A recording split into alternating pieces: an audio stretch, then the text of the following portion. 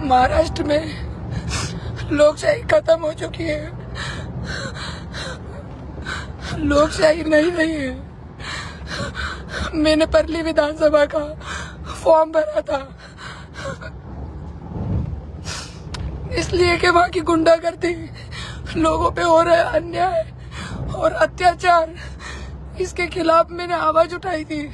अकेली महिला, किसी का सपोर्ट ना होते हुए, कोई बड़ा पक्ष ना होते हुए मेरे पीछे, कोई भी बड़ा व्यक्ति ना होते हुए, ना मेरे पास पैसा था ना कुछ था, फिर भी मैं लड़ रही थी। जनता पे विश्वास है मुझे कि जनता मुझे जिता के देगी, और इसलिए मैंने परली और भीड़ में फॉर्म भरा था। मेरा राक्षस पति, जिसको मैंने 25 साल 26 साल अपना खून पिलाया, एक औरत अपना अस्तित्व खो के अपने पति का अस्तित्व बनाती है, पर वही पति नाश का मीठा सत्यानाश जाएगी तेरी धनंजय मुंडे। तूने मेरा आज पर्चा अवैध नहीं करवाया है, तूने आज तेरी हार लिख दी है। तू एक औरत से डर गया है, ये इतिहास गवाह है।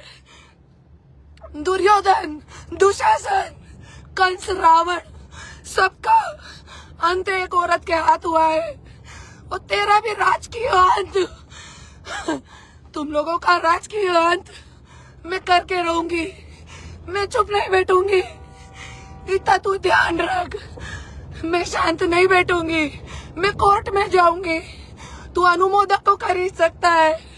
अरे मेरे गरीब लोगों के लिए मैं लड़ रही थी। मैं भी चाहती तो अपने बम्बई में ऐशो आराम की जिंदगी जी सकती थी। 5 तारीख को मेरी बच्ची का बर्थडे था, मैं नहीं गई क्योंकि मेरे पास कार्यकर्ता कम है। दशहरे पे नहीं गई, कल धनतेरस था नहीं गई, दिवाली पे भी नहीं जाऊंगी। पर लोकशाही खत्म हो चुकी है।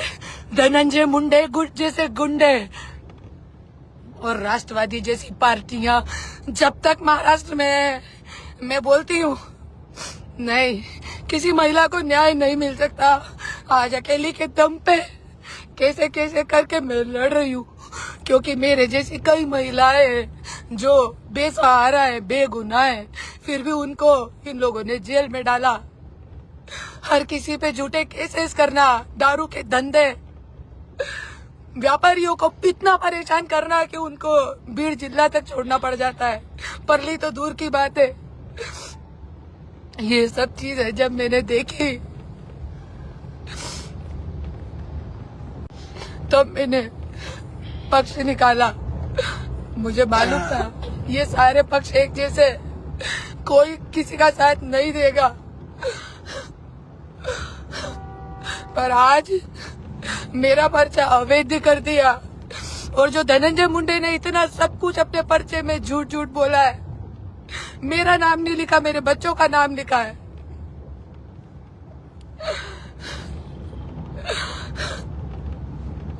लोकशाही खत्म हो चुकी है महाराष्ट्र में।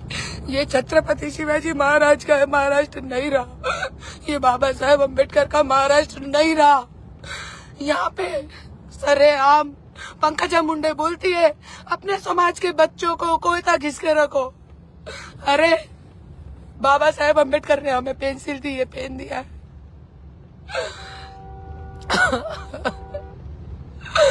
धनंजय मुंडे, मैं तुझे कभी माफ नहीं करूंगी। 27 साल मैंने तुझे अपना खून पिलाया, मेरे बच्चों के मुंह पे पानी मार मार के 3 बजे उठा के मैंने उनसे लिखवाया, पापा मंत्री बन गए, पापा मंत्री बन गए। नौकरों से खाना 1 टाइम बनवाती थी, वही अपने बच्चों को 3 टाइम खिलाती थी। 18 घंटे तपस्या की तेरे लिए। अरे तेरे में जरा भी मानुसगी है कि नहीं? तेरे गुंडे से तूने मुझे पिटवाया, 3 बार जेल में डाला मुझे, मेरी गाड़ी फोड़ी।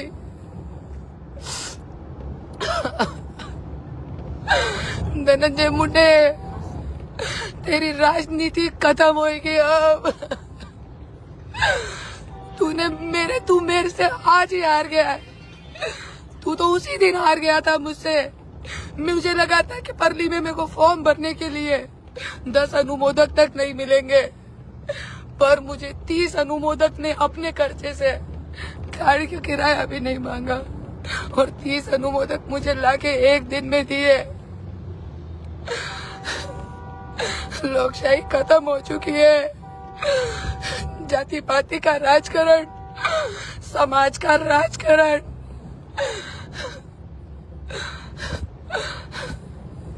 ये गुंडेशाही, मैंने पैर उठाया है, इसके बाद कोई पैर नहीं उठाएगा ये गुंडों के खिलाफ, क्योंकि मैं तो उसी दिन मर चुकी थी जिस दिन मेरे पति ने मुझे छोड़ा था।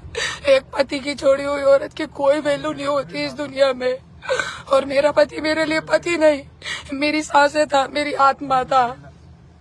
पर जब 3-3 बार मुझे जेल में डाला, मैं पहली बार जेल से निकली, वाल्मीकि कराड़ के सामने मैंने अपने पति को आई लव यू बोला। दूसरी बार भी निकली, तब भी मैंने आई लव यू बोला। पर तीसरी बार जब मैंने एरवाड़ा जेल में 45 दिन रही और जब मैंने देखा कि नहीं, एक ही घर के 9 लोगों को इन लोगों ने जेल में डाला हुआ है, उसमें 75 वर्ष की एक बूढ़ी महिला भी थी। एरवाड़ा में जाके आप लोग पता कर सकते हैं, उनको निकालने वाला कोई नहीं था जेल से बाहर। ये सब चीजें, वो जो नेता है राष्ट्रवादी का, उसके ड्रग्स के बड़े बड़े धंधे हैं, उसका दामाद ड्रग्स का धंधा करता है। क्या नाम है उसका, असलम क्या है तो नाम है उनका, मेरे को नहीं मालूम। वो मंत्री था, वो अभी भी जेल में गया था। उस ड्रग्स का कितनी 3000 कोटी की ड्रग्स पकड़ाई थी। एरवाड़ा जेल में मैंने यही देखा कि एरवाड़ा जेल में छोटी छोटी लड़कियां जो ड्रग्स को बेचती है, करती है, उनको जेल में डाला हुआ है 5-5 साल। वो छोटी लड़कियां बेचती, उनसे ये धंधे करवाए जाते हैं, उनको पकड़ के जेल में डाला जाता है। पर वो नेता मंत्री जो व्हाइट कॉलर बन के बैठा है मंत्रालय में, उसके लिए कोई कुछ नहीं बोलता। और यदि मेरे जैसी औरत आवाज उठाती है, अपने 2 बच्चों को छोड़ के, पिछले 3 साल से मैं भीड़ में बैठ के लड़ रही हूँ लोगों के लिए, मुझे कुछ नहीं चाहिए। मैंने शपथ पत्र करके दिया था कि मैं ना अपनी पगार में से भी 1 रुपया नहीं लूंगी, नहीं चाहिए मुझे पगार में से भी 1 रुपया। आपकी निधि आपको पूरी दे दूंगी। कुछ मुझे अच्छा करना था महाराष्ट्र का, इसके लिए मैंने परली में फॉर्म भरा था। धनंजय मुंडे, तू हारेगा और हारेगा। तूने ठीक है मेरा पर्चा वैध करवाया ना, मैं इसके खिलाफ कोर्ट तक जाऊंगी, और जो उम्मीदवार मुझे अच्छा लगेगा मैं दरवाजे जाके अपक्ष उम्मीदवार को जिताऊंगी। इतना तू ध्यान रख, तू मुझे हरा सकता है पर लोकशाही को नहीं, जनता को नहीं हरा सकता तू। और यदि इस बार जिस उम्मीदवार को मैं पार्टी मत दूंगी, यदि वो हारा, तो जनता, मैं आपको बोलती हूँ, पब्लिक को बोलती हूँ कि ये समझ लेना, ये मेरी हार नहीं होगी, ये जनता की, ये वो उम्मीदवार की हार नहीं होगी, ये हार होगी लोकशाही की, ये हार होगी छत्रपति शिवाजी महाराज के महाराष्ट्र की, ये हार होगी बाबा साहेब अम्बेडकर के संविधान की। बस मुझे इतना ही कहना है, बाकी और कुछ नहीं। मैं जितने दिन जिंदा हूँ, ठीक है, यदि मैं मर गई तो मेरे कार्यकर्ता जो हैं, मेरे बच्चों को मेरे पार्टी का उम्मीदवार अध्यक्ष मत बनाना।